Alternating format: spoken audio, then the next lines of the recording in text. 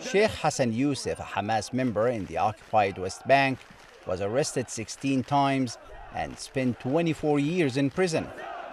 He was released last July after serving 20 months in Israel.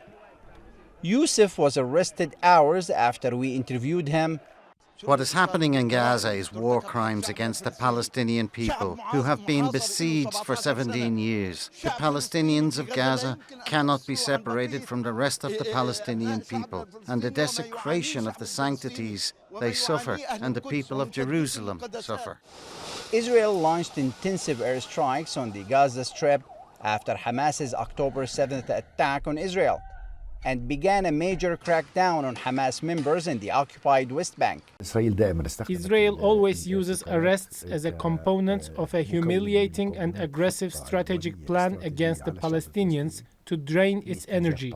Night raids by the Israeli army in the occupied West Bank are nothing new. In fact, it's a nightly occurrence.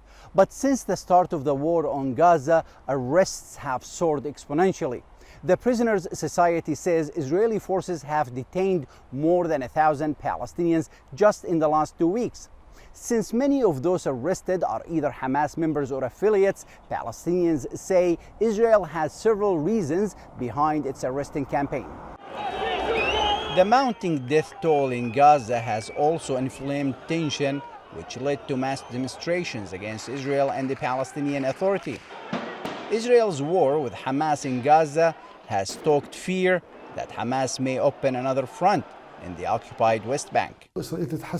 Israel anticipates that the fighting with Hamas may become more complicated and feels that it is very pressured. Israel fears that once cornered, Hamas may call on its supporters to carry out attacks in the West Bank. It will also use them as bargaining chips for future negotiation on prisoner exchange.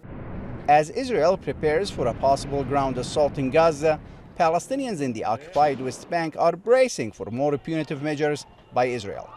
Mohammed Al-Qasim, TRT World, Ramallah, occupied West Bank.